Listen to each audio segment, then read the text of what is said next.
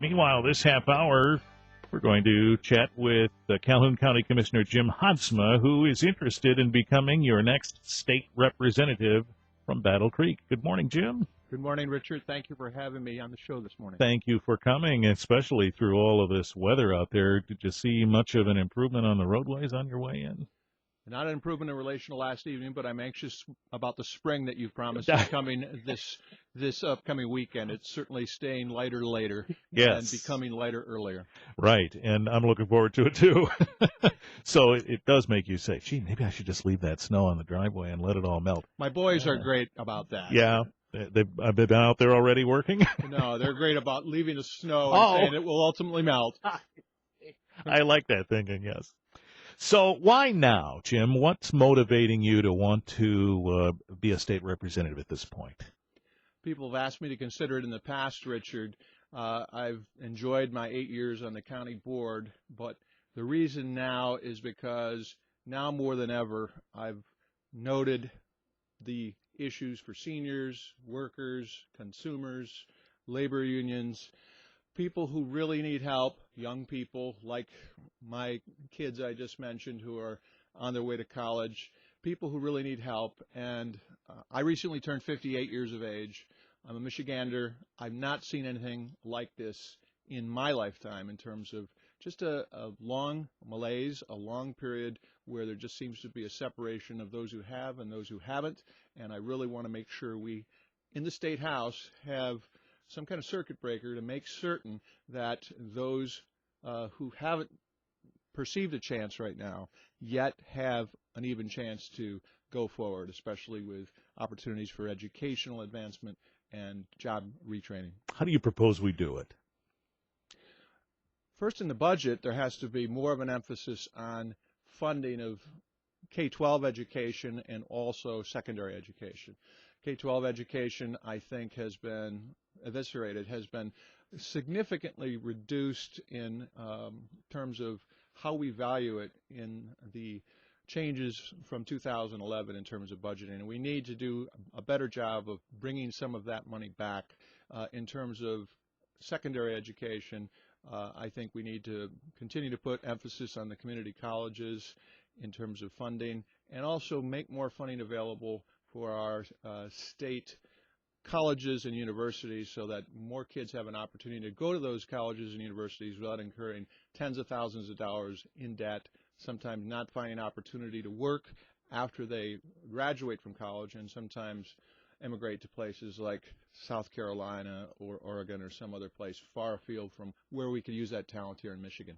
Jim Haadsma here, County Commissioner, is a candidate for state representative from Battle Creek. We'll pick up where we leave off in just a moment. 8:30.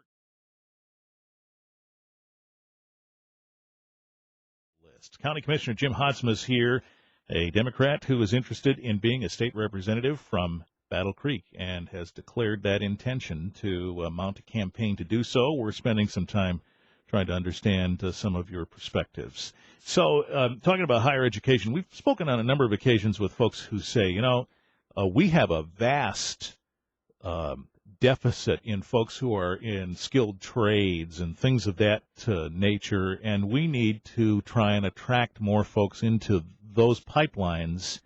Have you heard that too? Yes.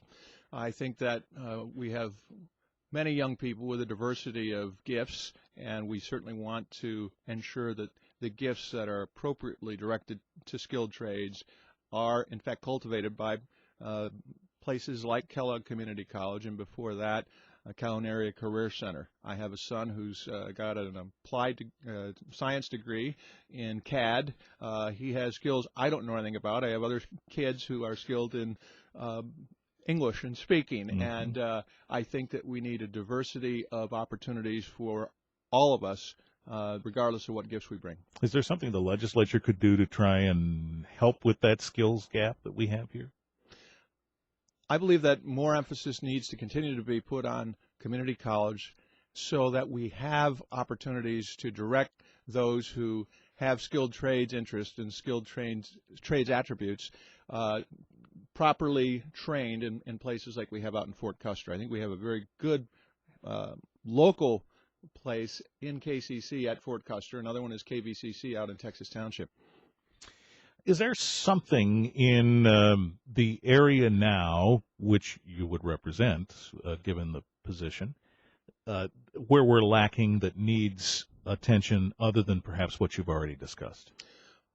Roads, to start. Yeah. I've been on the county board.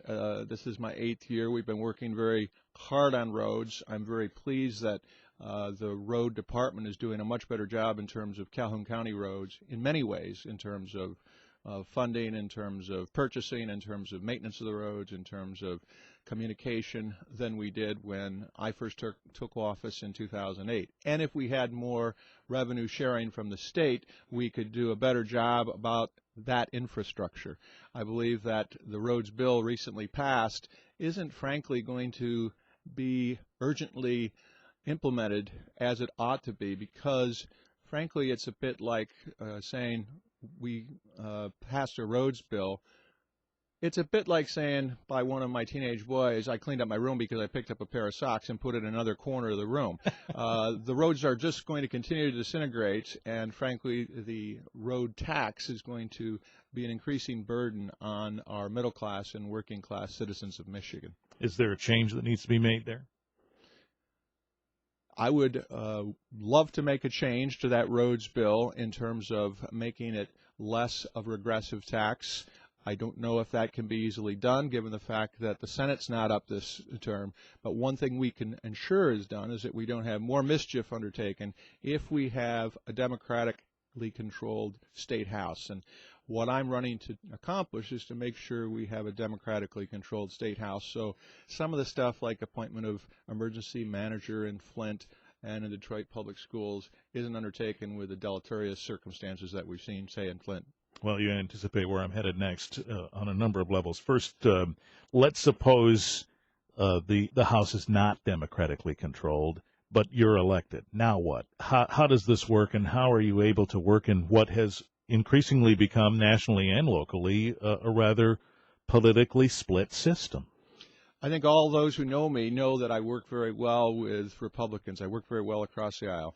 I don't think our local system, at least in the Calhoun County Board, has been broken at all. We've worked very well together and brought along changes like the amalgamation of the Calhoun County Road Commission into the Calhoun County Board of Commissioners purview, and in fact we have a road department that works increasingly well now. And I expect that if the House were not to become Democratic and were to remain in Republican control, I'd work very well. I'd work very actively to be in the district all the time, to respond to constituents' needs, and to work across the aisle with the Republican majority, if there were a Republican majority in the State House. Jim Haadsma's here, County Commissioner in Calhoun County, candidate for State House from Battle Creek. We'll talk more with him in just a moment on WBCK.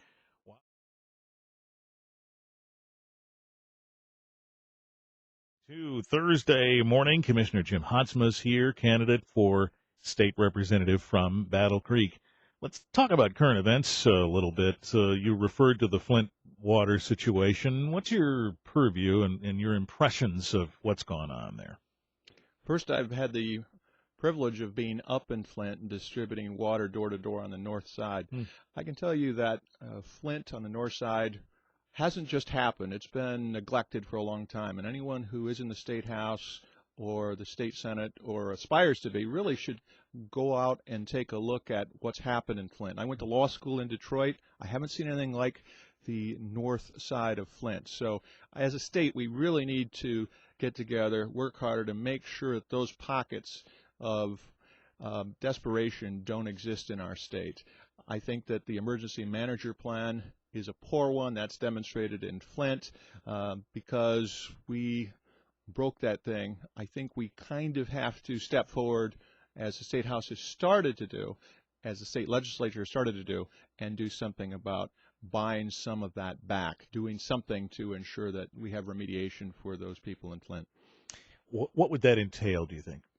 Trying to fix, quote unquote, the emergency manager law? first, we already had a referendum on that issue in 2010, right? And the state legislature, 2010 or 2012, and the state legislature right after that lame duck session, the Republican-controlled legislature, attached an appropriations component to the same kind of bill it passed before. So consequently, we have an emergency manager law. I think perhaps we try it again, go and try to do it via referendum once more, because it seems like it's broken. We've put the bottom line over seniors, over poorer people, over children, over babies in Flint, and I think that this is instructive in relation to what we can't do again. Some say the emergency manager law disenfranchises locally elected leaders. The other side of that argument is if those locally elected leaders had their acts together, we wouldn't need an emergency manager. Where do you land on all that? I land with the importance of local elected leaders. We live in a democracy. If the local elected leaders aren't doing that which they're supposed to be doing, we have the opportunity to vote those elected leaders out. And in Flint or in the Detroit Public Schools context, those local elected leaders can be voted out. Again, I don't think that we should put bottom budget line ahead of our citizens in our state. Tough weekend in Southwest Michigan this past weekend. Another mass shooting. There have been, by some counts, over 40 of them since the beginning of the year in the country. This one is in our own backyards. What are your thoughts on this? Well, my thoughts and prayers are with the families of the affected members. I think the randomness is what really affects all of us when we think of what happened on Saturday night. My thoughts specifically as to how to deal with this kind of problem is to put more of an emphasis on community mental health funding so we can ensure that CMH agencies like Summit Point or Behavioral Health Resources are more available to those who would otherwise act out in the way that this man acted out on Saturday night. Do you think that's always easy to recognize? I mean, this person, insofar as we know up to this point, didn't trip off any alarms, really. I don't think it's very easy to recognize. I think that lots of community mental health agency funding might be made available and services provided, but often we, in fact, miss the person who's going to do some despicable act like that which happened Saturday evening. Mm-hmm. It's sometimes one of these things that we just can't understand. So you mentioned having gone to law school. I want to give you a minute to talk a little bit about your background for those who may not know. I grew up in Muskegon and in Africa. My parents were foreign missionaries, so I was between two countries, as it were, and I'm fortunate to have landed in Battle Creek through my law firm, which is a regional law firm where I practiced for 29 years. I opened the Battle Creek office in 1994. It's my adopted hometown. I love Battle Creek. I love Calhoun County. I'm anxious to serve the people of our community in the state legislature. I have, with Betsy, 4 children, an Albion College graduate, an Albion College attendee, a Ferris State student, and a Lakeview sophomore right now. Okay. Well, I suspect that as time goes on, we'll get the chance to talk more. We appreciate the opportunity to get to know you a little bit now. Richard, you're welcome, and I look forward to that opportunity. Thank you so much. County Commissioner Jim Haadsma, candidate for state representative from Battle Creek. 820.